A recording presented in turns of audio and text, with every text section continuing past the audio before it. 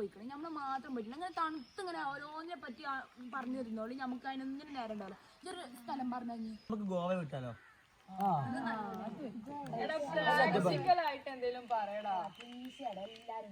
എന്തോ ഇന്ന് നമുക്ക് കാശ്മീർ പോവാം. ഒരു മാസത്തിന് സെറ്റ് പോവില്ലേ?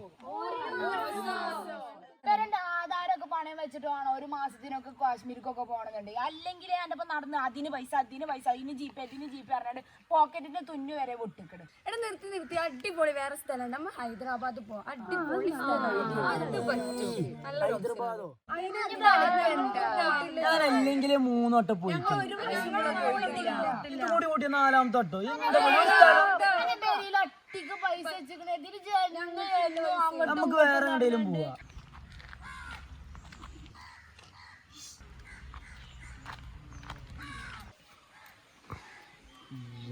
ആരെ വരും നോക്കിയാ?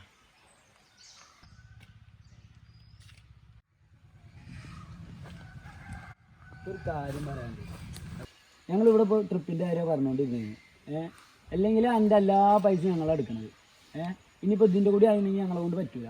ഒന്നല്ലെങ്കിൽ എൻ്റെ അച്ഛനോട് കൂലിപ്പണി നിർത്താൻ പറയാം, അല്ലെങ്കിൽ ഇത് ഞങ്ങളുടെ ഗ്രൂപ്പിൽ നിന്ന് കണ്ടറിഞ്ഞാണ്ടൊന്ന് മാറി നിൽക്കാം.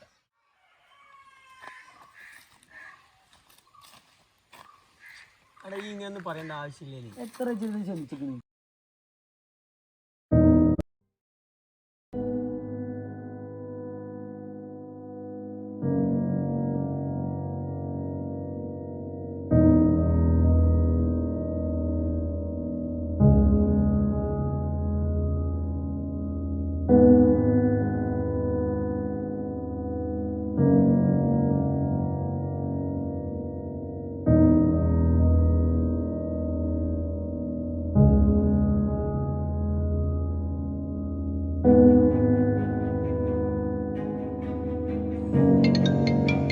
ചെങ്ങായി ഇത് എത്രാമത്തെ വട്ടാണ്?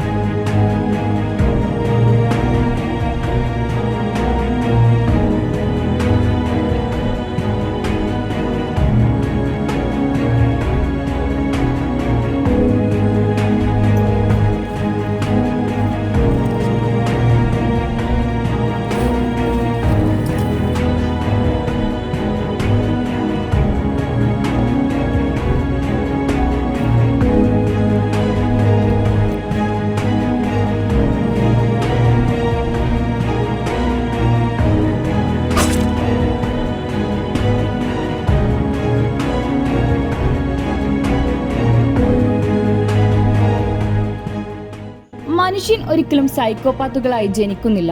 സാഹചര്യമാണ് മനുഷ്യനെ ആ രീതിയിലേക്കാക്കുന്നത്. ഒരു മനുഷ്യന് അയാളുടെ ജീവിതത്തിൽ ഏറ്റവും കൂടുതൽ വേണ്ടത് നല്ല സൗഹൃദങ്ങളാണ്. പ്രിയപ്പെട്ടവരുടെ ഒരു വാക്കുമൂലം ഒരാളുടെ ജീവിതത്തിൽ അപ്രതീക്ഷിതമായ മാറ്റങ്ങൾ സൃഷ്ടിച്ചേക്കാം. അവരെ അത് നന്മയിലേക്കോ തിന്മയിലേക്കോ എളുപ്പം നയിക്കാവുന്നതാണ്. മാനസികവും സാമ്പത്തികവുമായ സംഘർഷങ്ങൾ അനുഭവിക്കുന്നവർക്ക് ഏറ്റവും വലിയ തുണയായിരിക്കണം അവരുടെ സുഹൃത്തുക്കൾ. സുഹൃത്തുക്കൾ തമ്മിൽ ചെറിയ വാഗ്വാദങ്ങളും തെറ്റിദ്ധാരണകളും ലഹരിയുടെ ഉപയോഗവും കുട്ടികളെ ഇതുപോലുള്ള ക്രിമിനൽ മനോഭാവത്തിലേക്ക് വലിച്ചേക്കാം. അതുകൊണ്ട് ജാഗ്രത. Stop bullying, love people.